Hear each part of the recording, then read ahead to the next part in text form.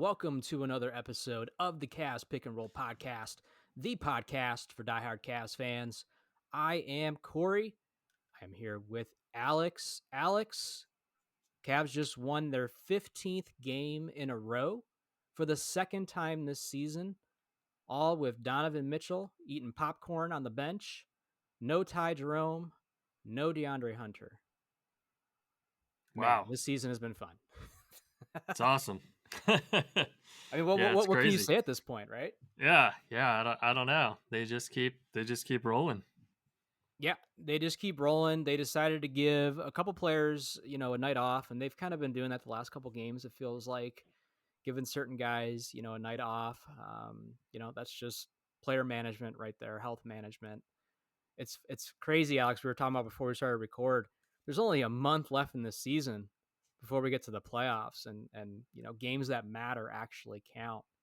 And what's impressed me the most this season, especially compared to like last year was such a roller coaster because of injuries, because of inconsistent play, and so on and so forth. And the Cavs have never let up this year. Even post All-Star break, I was like, okay, some sort of slump's going to happen. There's going to be some losing streak or something that's going to happen. And it hasn't happened with this team. They just continue to dominate the league. I feel like they're in a little bit of a slump right now. They're it kind of feels like, I know they're still winning. They're like winning every game, but at the same time, it feels like they're coasting. It's like they coast for 3 quarters and then they turn it Maybe they on. have you think like the players have like bets, like, hey, like over unders, like, hey, let's get down by 15. Who thinks we can come back and win? And like the loser has to like buy the drinks that night or the dinner. I don't. It is kind of crazy. They put themselves in some not great situations these last couple games. The last 5 games in a row, they've been down by considerable amounts. Situations to where they probably shouldn't have won some of those games, but yet they're finding ways to do it. And that's a great thing that they're continuing to learn how to win, but obviously not something you want to carry into the playoffs, right, Alex? Right.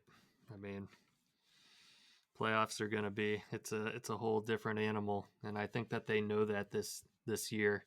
Like, last year it was, them learning, and I think this year's the year.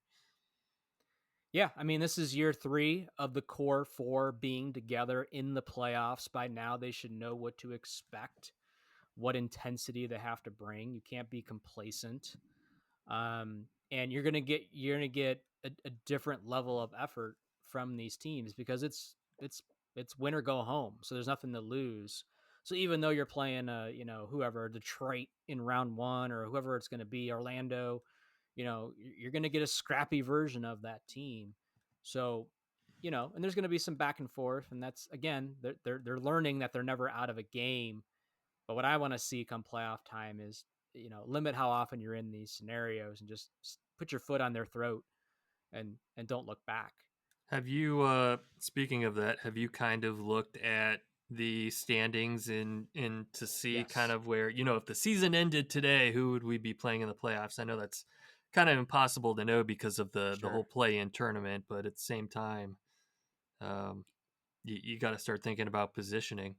Yeah, absolutely. And I mean, the Cavs obviously they want to remain the number 1 seed. They still have now. I don't know if Boston played tonight. Let's just assume they didn't. They had a 7.5 game lead going into this game tonight against the Nets. They win. They're now at 8. If Boston wins, they're back to 7.5. So they have a nice cushion. You obviously don't. You obviously want to secure that, right? But I look at the standings almost daily, just because I'm curious what other teams are doing. And if we just went the straight, who's in the 8th seed today, it actually would be the Orlando Magic, who I haven't been really paying attention to them, obviously, but they've been sliding down in the standings. I don't know if they have injuries or anything like that. Obviously, we played Orlando last year, but it's a different. Both teams are in a different scenario now than a year ago. But still, they're a young team. You're going to get their best effort, and no matter who you play, you're going to have to come out with that intensity. And I'm just excited to get to that point, Alex. It feels like it's been so long since the playoffs last year. It's been a hell of a fun season to watch. But now I'm just ready. I'm just ready for real basketball to start. This Y- last month is just I want it to go by fast. Yeah, we actually just played the Magic. Maybe mid last week, and Yeah, We won by 40. yeah, yeah. So It I'm was not not much too of a game. worried. Yeah, yeah, yeah. But it's funny though. I mean, any team could. I mean, we almost just lost to the Nets tonight, and we'll get into the Nets game here. Yeah, I Um, want to say that you know, Orlando Magic game was the game that Mitchell got the $2,000 fine for flopping, which was ridiculous. yeah, yeah. Well, hey, $2,000. Come on, what I is know, that? He I doesn't know. care about that, No, no, that's chump change right and I don't there. remember But him flopping at all that game. So yeah, yeah. whatever. But Alex, I especially in the time of us doing this podcast, this is I think we said this before. This is the most consistent I've seen this team play. No drama, no season impacting injuries, fingers crossed, right? Where like, one of the core four players are out for weeks at a time or any significant pieces. And we continue to see, other pieces of the team step up when their number is called. We were talking before we started recording how Javonte Green got his first action as a Cavs player a couple games back. Who was that against again, Alex? Um, I missed it. Yeah, What just? I forget who it was against, but he came in late in the game and he just made an impact right away. Have 11 points, and you basically just, he got waived and you signed him, you got him for nothing. But it's just another piece. Sam Merrill's had games. Ty Jerome is still playing out of his mind and should be a sixth man of the year candidate. Max Strus had a great game the other day against the Bucks with 17 points. Like you just it never stops. You're talking about You know what I mean? Javonte Green? Yeah, Javonte Green. Yeah, yeah.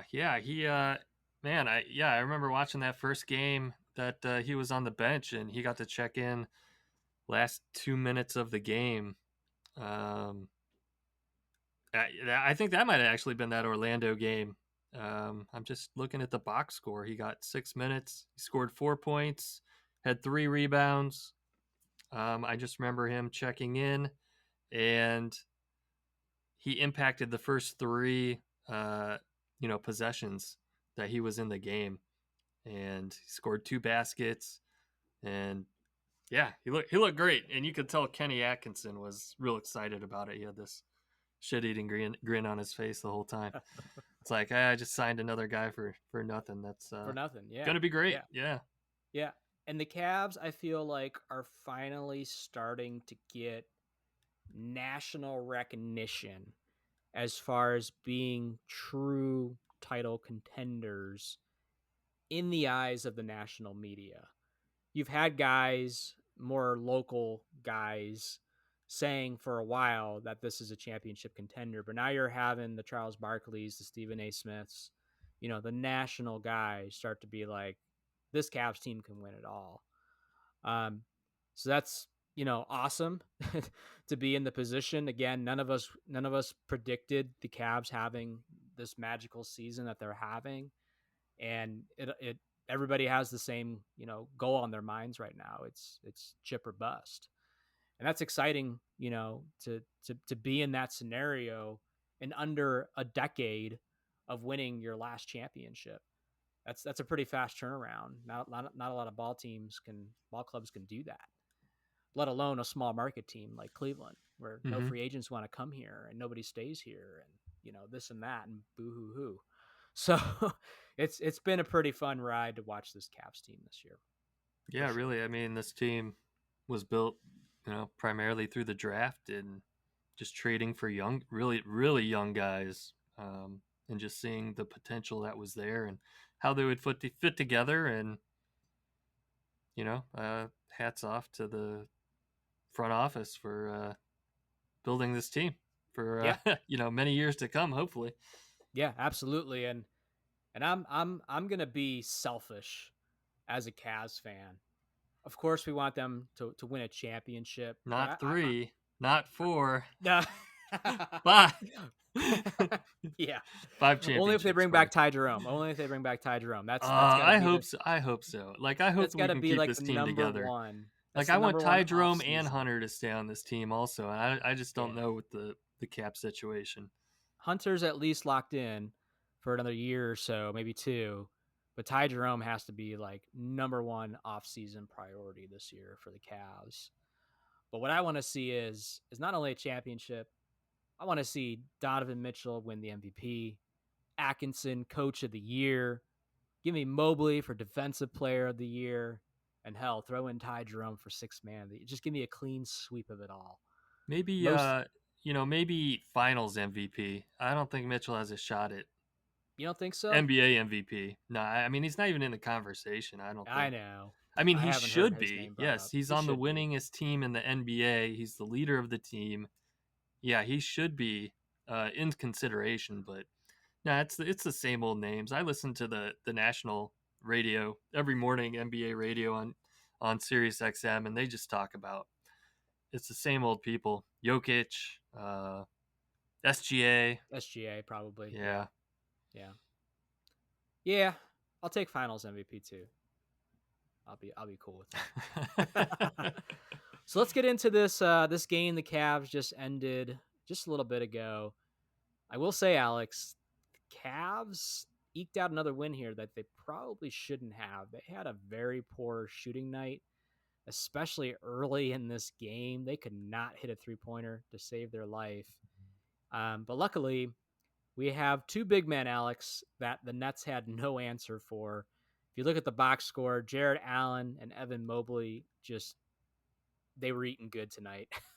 Jared Allen gave you 23 points and 13 rebounds.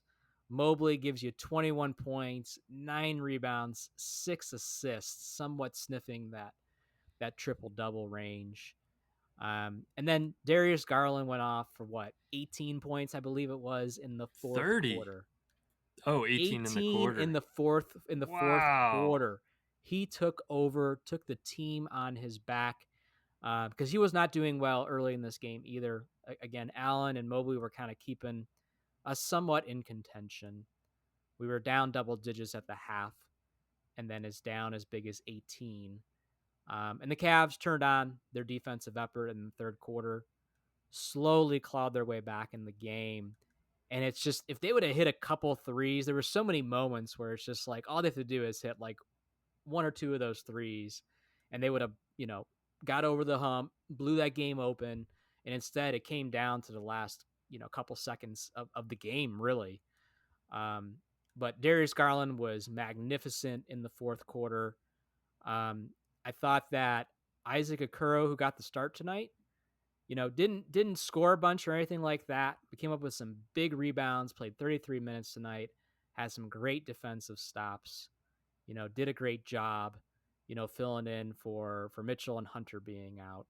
And then you had some other players chip in. Craig Porter Jr., got some minutes tonight. Max Struess, 10 points, hit a couple shots. It was a good all around effort. It just took the Cavs a while to get going, which wasn't until the second half. That's what I was noticing looking at the box score. It looks like all the points came from the starters. Not Yeah. much bench scoring tonight. I see a total No. of 19 points from the bench. Yeah, the Nets bench was actually outscoring us at halftime. They were out rebounding us, out shooting 3-pointer. They actually made more 3-pointers than we did, 16 to our 10. They had more rebounds, they had more bench points than the Cavs did. But the second half was a different story, and they really clamped down on defense to where the last couple minutes of the game it was hard for the Nets to really buy a bucket. And another thing that was huge in this game, both happened with under 2 minutes left in the game.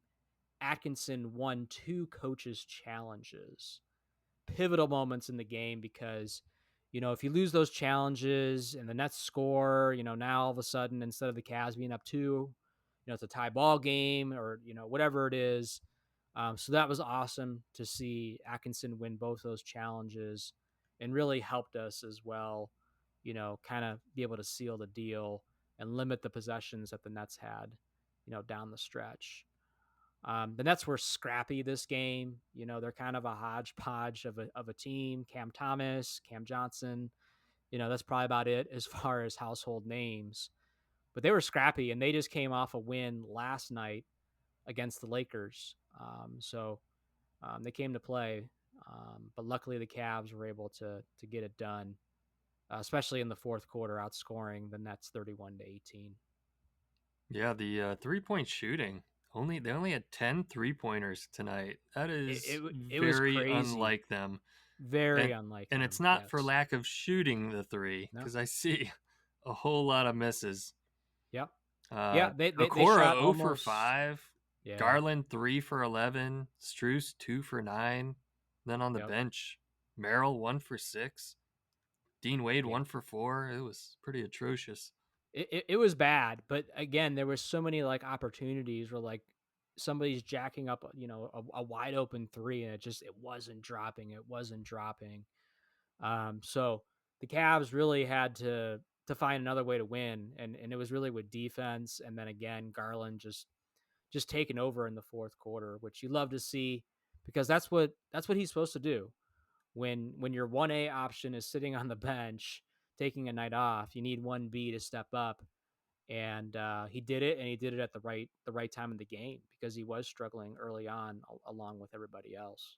That's what's great about this team is they can really hang their hat on their defense, and that's something that you see from a championship caliber team. So I love to see that. That's awesome. Yeah, absolutely. And with the win against the Nets tonight, they season sweep of the Nets. But I also heard during the game them saying that this is the 11th team that the Cavs have swept this season. The Bucks, who they played prior to this, was another victim of that, as we beat the Bucks 4 times this year. And the Bucks aren't the same team as what they, were. But in my mind, I still like, oh crap, it's Giannis, it's Hmm. Lillard.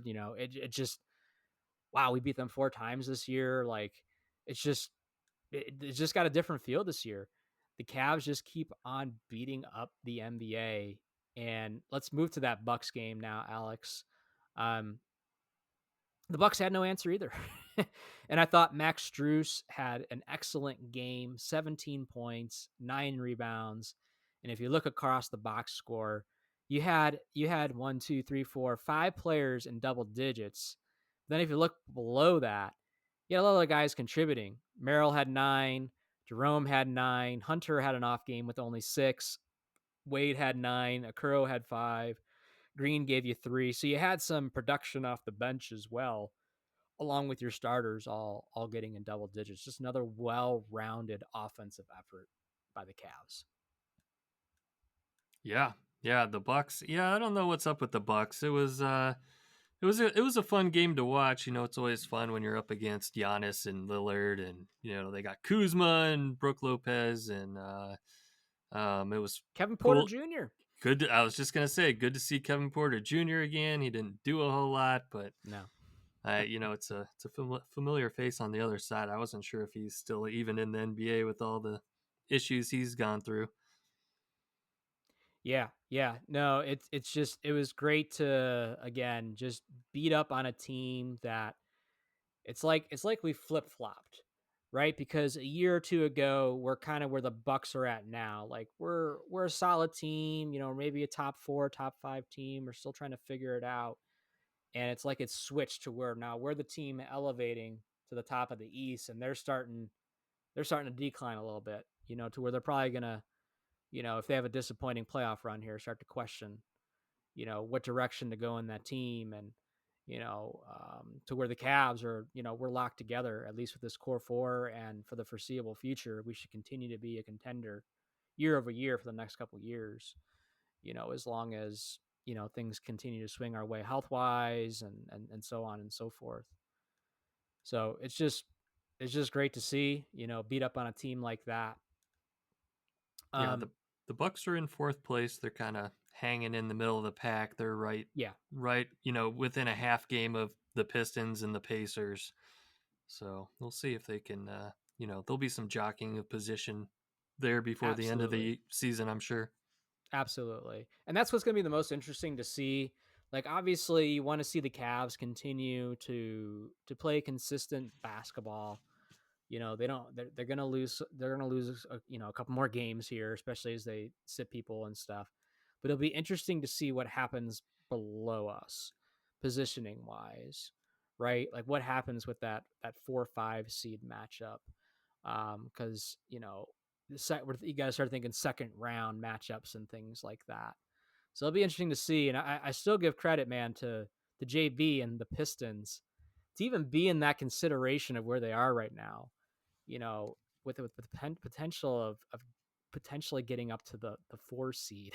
That's if, JB, man. if luck JB, continues to go he their can lead way, a team, but man, yeah. I mean, who's really on that team outside Cade Cunningham, you know?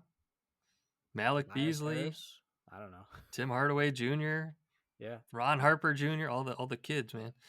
all And the kids. yeah, JB. Uh I don't know what to say. He's a great coach, you know. Will he Yeah, be able to get them over the hump? He definitely gets those young guys to overachieve and buy in. yeah, yeah, definitely. Um, Let me go back to the Hornets game. And Alex, this one was crazy because another situation where we're down late in this game. I think it was 9. We were down 9 with under 5 minutes to go. And the Cavs find a way to claw back and win it 118 to 117. Kind of came down to a chess match towards the end of the game of fouls and so on and so forth. Miles Bridges goes off for 46 points, Alex. 46 points. Like he basically kept them in this game. And I'll admit, I was thinking he was going to be the reason why the Hornets were going to win this game and end the streak. But man, the Cavs found a way to win, claw back into it. And again, looking at the box score, you had well balanced scoring, across 5-6 players in double digits. Yeah, yeah, it was a good game. I thought we were gonna end up giving this game away, like you Yeah. said. I don't know. I was just worried about this one because we going into halftime, we had a pretty solid lead. I can't remember, it was at least a 10 point lead or so, and then they kicked our butts in the third quarter, and then the fourth quarter, like you said, it was a chess match. It was just back and forth, back and forth. I don't know how many lead changes there were, but it came down to the wire. Yeah. It really did. And Mitchell missed some free throws in this game, um, throughout the game, and he missed some at the very end there. And kind of luckily, Bridges, not that they had a ton of time. I think they had 3 or 4 seconds left when they inbounded the ball.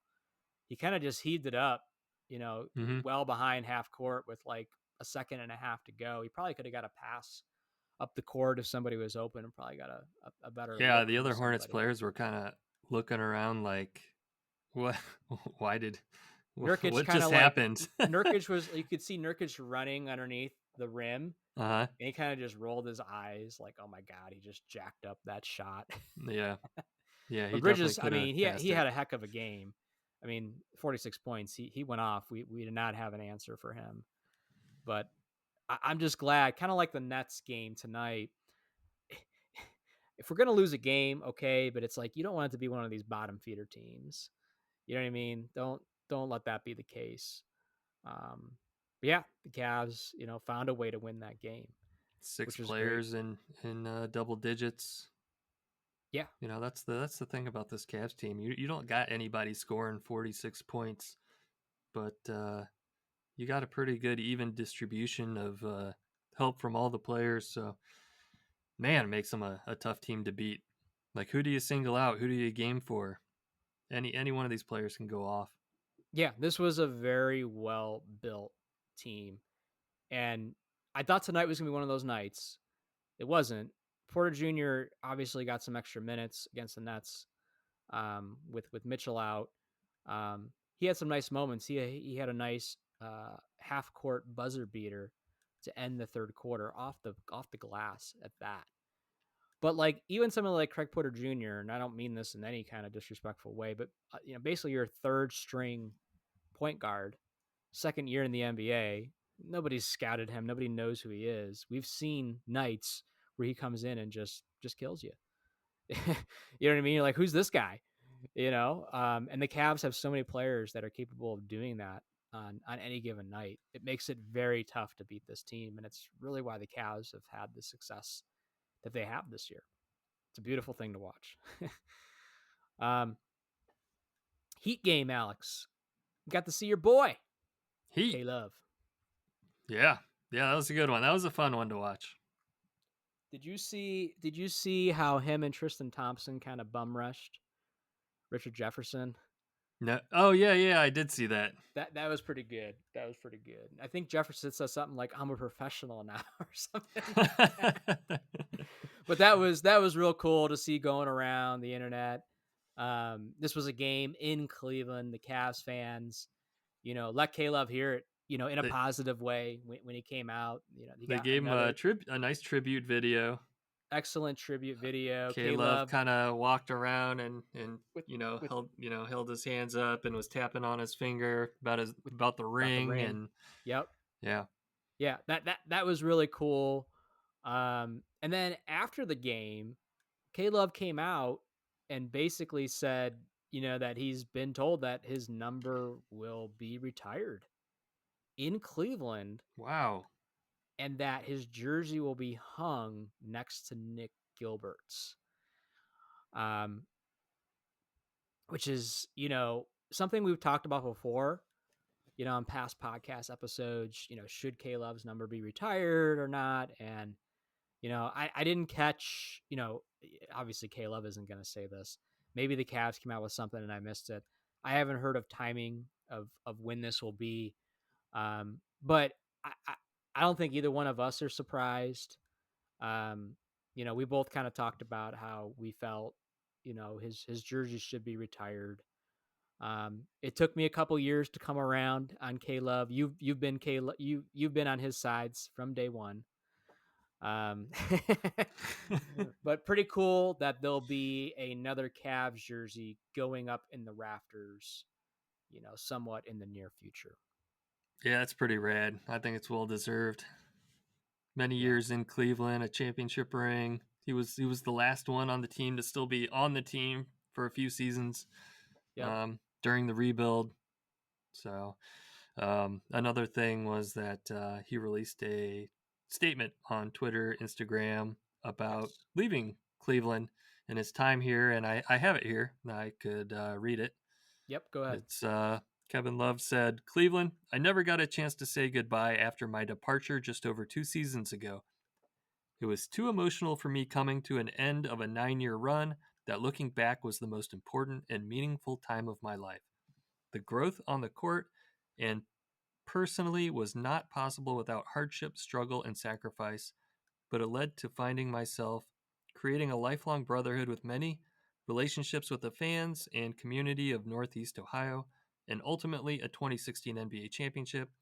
Thank you for the ovation last night and the continued support since becoming a Cavalier. In the summer of 2014, I will always have love and support for the organization and beyond. Respect and gratitude. 216 championship ring.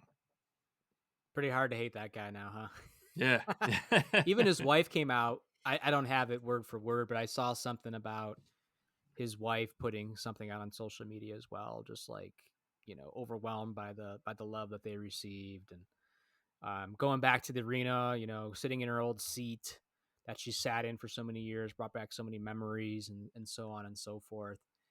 And I'm not going to sit here and act like, no other former Cleveland athlete has talked positively about their time in Cleveland, but I'm having a hard time thinking of them. That list probably isn't too long, um, and especially in a Cavs uniform, right? So it's pretty cool, and it's almost like looking back at it, you're like, wow, that was 8 years. Like he was here for that long. You know what I mean? Like it doesn't feel like it was that long sometimes, but just a cool moment. Um, and he did the right. That's a great PR move by putting out that statement afterwards.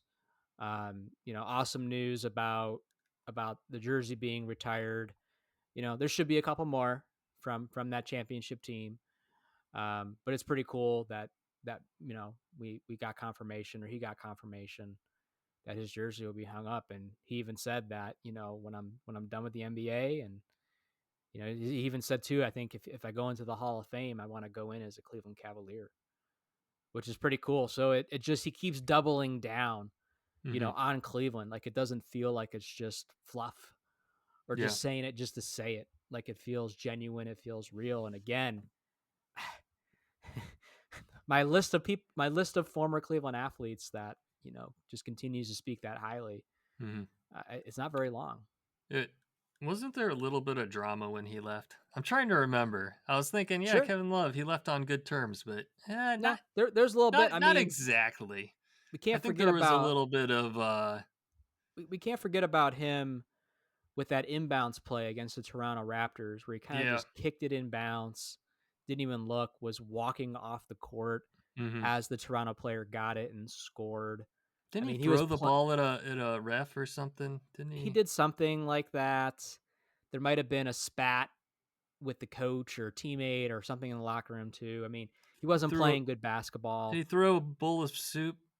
No, no, that was JR. I know that was a joke. That was JR Smith. For the Cavs fans that remember, JR, yeah, was throwing bowls of soup at people. I wonder if it like cooked soup? Was it That should cold just be the soup? way every player like Was the quits soup on their still like? team Was it now. in a can still? It Like, should be like a bowl of soup throw. yeah, That's like the like signal. Like, all right, this just guy's wild though. Like, but we out of still here. all love JR. Yeah, Nobody gives a second thought about JR. Smith. So that was just Jr. That's just who he is. But K-Love, I mean, he wasn't playing great basketball, which is why he wasn't playing. He wasn't happy, and ultimately the Cavs, cut ties. But you can't let, you know, a half of a season dictate his entire career, which was, almost a decade long here. So, um, yeah, it's all good, man. And this game against the Heat was a good one, which again, the Cavs found a way to win, but usually it's Terry Rozier that likes to kill Cleveland, especially in Cleveland because he's from the area. But man, Bam went off this game. 34 points, 12 rebounds. He kind of like Miles Bridges, kind of, single-handedly kept them in this game and was making me very nervous. Max Strus had a great defensive play at the end of the game. Actually, Bam kind of just lost it. He was going up for like a jump shot 15 feet away. I don't know why he didn't back down Strus and try to bully ball his way to the rim. But yeah, just another great home win against a team that's kind of trying to figure things out, right? Post Jimmy Butler. Yeah, I mean I was just gonna bring that up. It's not the same team with No, Jimmy Butler not being there. Man, there's still that's such a good team though. There's a lot of talent on that team. There's a lot of great players. Tyler Hero, like you said, Bam Adebayo is a monster. He was yeah, killing teams in the Olympics. But Alec Burks is on that team, Cavs legend. a Terry couple Cavs Rozier, legends. like Yeah, you said. you got some pieces there. If they could figure out a way to bring in a third star over the summer, you know, um, they could be right back into the swing of It's too things as bad early Jimmy as gave next up on year. that team. I don't understand why he forced his way out. Like, Yeah, that was a good team. Like, why yeah, would you? yeah. I don't know. I don't Championship, know either, but championship front office and coach there.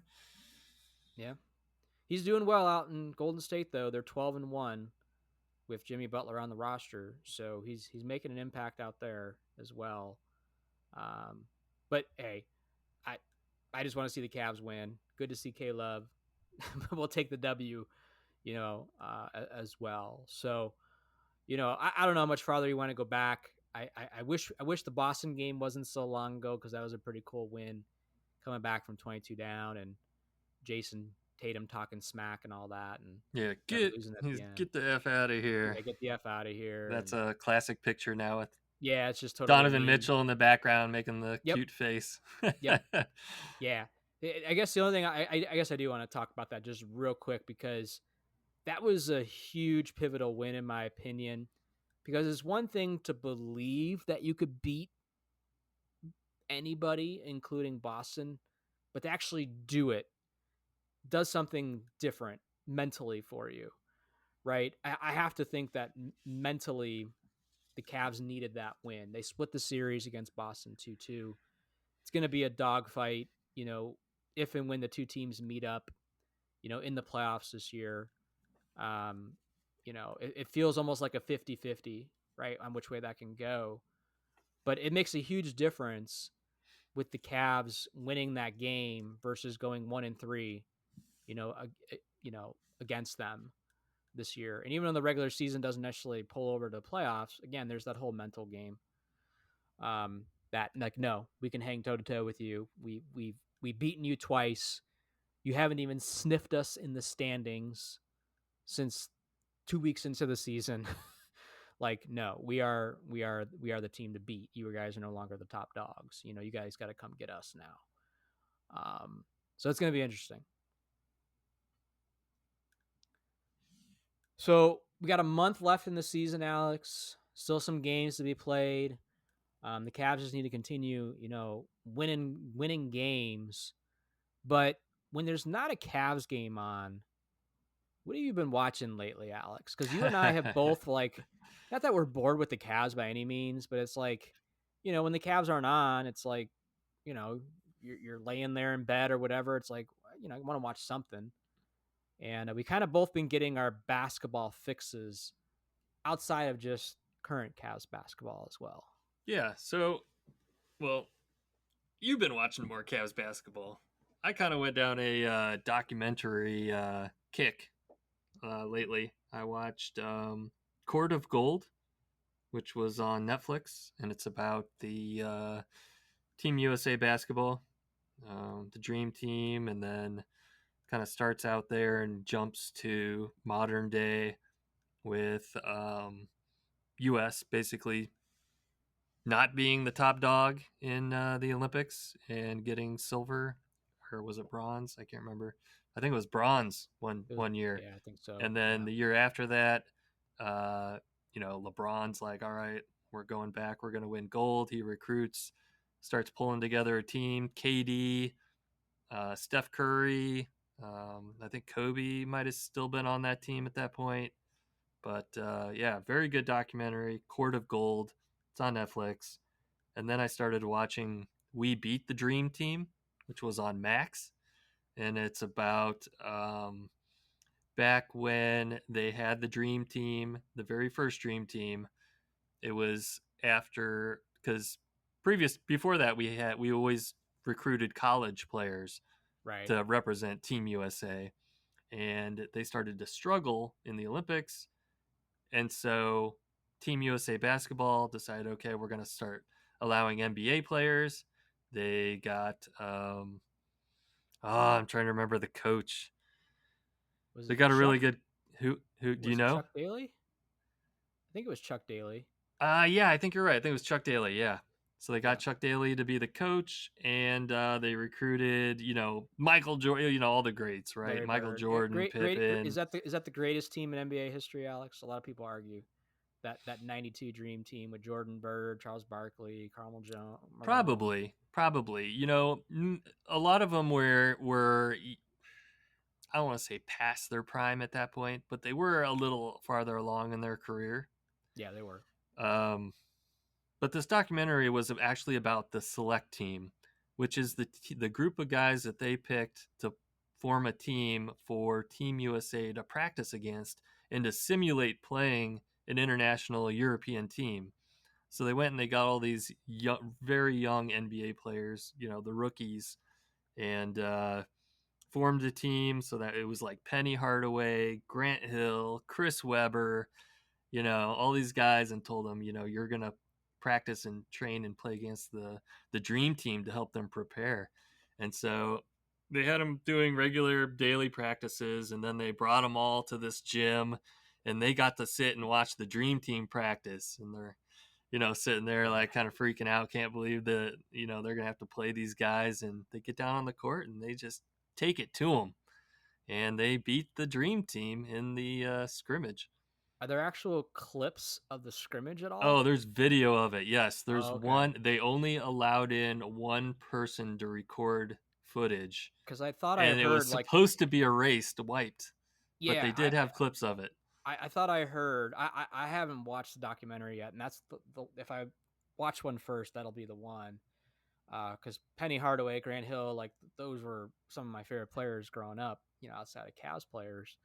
But I thought I heard that like they weren't even allowed to tell anybody afterwards that they had won that scrimmage Yeah, they weren't because allowed to tell yeah, anybody, and they super downplayed it. And even to this day, there's a lot of controversy about it.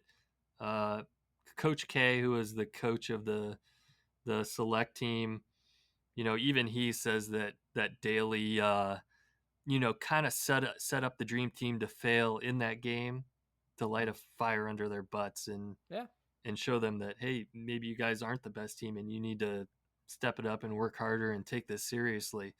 So there's that angle that they play towards the end of the documentary, and Coach K's kind of sold on that. He's making comments that you didn't play Jordan the whole game and yeah, yeah, this yeah. and that. But That's a then you good way got to. That's a smart way to spin it, at least. yeah. But then you got Grant Hill and Penny Hardaway, and like, oh no, those guys were going as hard as they could, and yeah, it's like, why Yeah, would you when you're? He's like, you guys don't understand. When you're an NBA player, it's your pride on the line.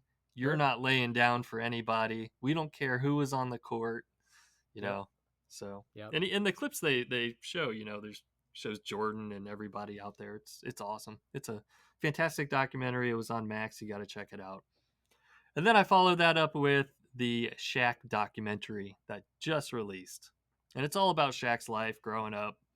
Starts out with him in like middle school to high school, the couple of years in college. It's all about his family, his dad, his brothers, sisters. It's his whole life. Him going to the NBA. He gets drafted by the Magic. Penny Hardaway like reaches out to him and is talking to him constantly and say, "Hey, get me on the Magic, and I'll feed you the ball every chance I can get. You'll feast."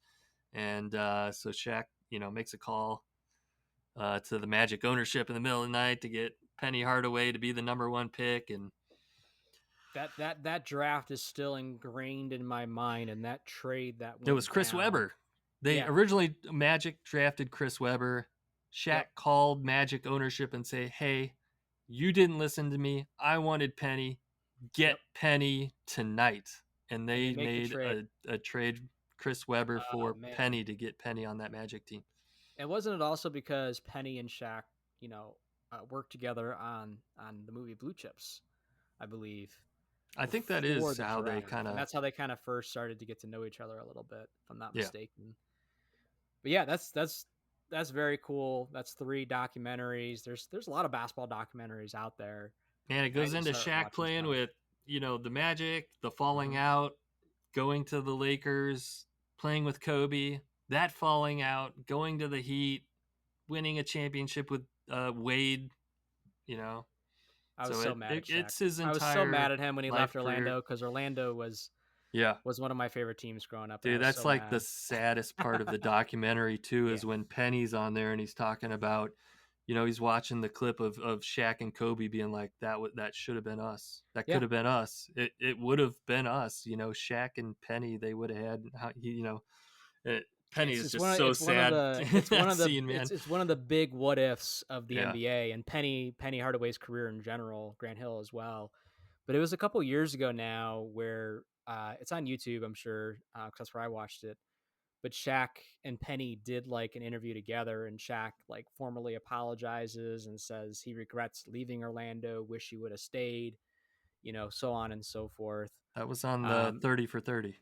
yeah, yeah, Yeah. and it seems like they they're connected today and all that, so that's good at least. But yeah, it is kind of sad to see what could have happened there. But yeah, that's very cool. Documentaries are always they're just a little bit of a different watch, right? And yeah, I can see how it would be easy going down that rabbit hole. Who doesn't want to see clips of the dream team running around and Shaq in his early days and all that stuff? So that's real cool. Do you have any other ones that you're eyeing to watch next? I don't. I'm on the lookout to see what's coming up next. There should be another season of that where they follow the players. I can't Yeah, remember I the think we name talked of about it. it last episode. I already Yeah, forgot the name of yeah, that should be it. coming out soon. So, Very what? cool. So, what have you been watching? Yeah, yeah. So the playoffs are only a month away, And YouTube, once you watch one video, you just get fed more and more videos of the same. And we both grew up in the 90s, right?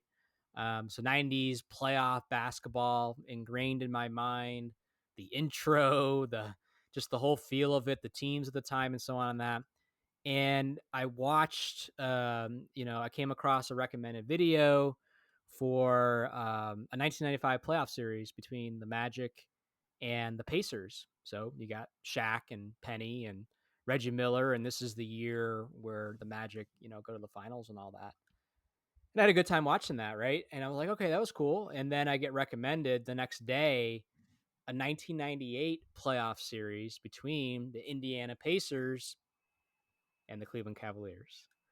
We're talking Rick Smits, Jalen Rose, Mark Jackson, Reggie Miller, Chris Mullin, a tough Pacers team taking on a very young Cleveland Cavaliers team led by Sean Kemp and four rookies. Z, that was technically his rookie year, Derek Anderson, Brevin Knight, Cedric Henderson. Um, and that was a fun watch because it was the only game. It was game 5, I want to say. It was the only game of the series that they actually won. Um, and I sent you the video, the link to it, and I Hmm. sent other buddies of mine too. And you're like, wow, the game was so much different back then. Yeah. The Pacers also had the Antonio Davis and Dale Davis, if you remember those guys, just jacked dudes that just dominated, right? And it was crazy to watch because you watch today's NBA where the Cavs jacked up, 42 threes against the Nets, and there might have been 10 jacked up by the Cavs in that game. It was just so much different, a lot more mid range, and a lot of feeding the ball, down to the post, basically. What was Y- funny about that was before Andre Miller was on the team. They didn't get Andre Miller for the next year, and sitting on the bench was not a great point guard. To really help out Brevin Knight. Brevin Knight's undersized. Mark Jackson just giving him the business. You got Scotty Brooks, Bob Sura, sitting on the bench as like your backup point guard options. I And had forgotten how small Brevin Knight was. He was only 5'10". He yeah, looked he like was such a 5'10". little guy running Yeah, around out yeah. there. And Got in foul trouble real early. yeah, they You interviewed his know, parents during that game. yeah, It was really yeah. cool. It was cool though because the game was at Gund Arena. Gund Arena, just out of all the arenas, that's the one again that it just those blue seats. Watching that, going to those games, growing up as a kid. That's probably one of my favorite eras of Cavs basketball. Not a very Um, good turnout. Not a very yeah, it wasn't a very good turnout for the game.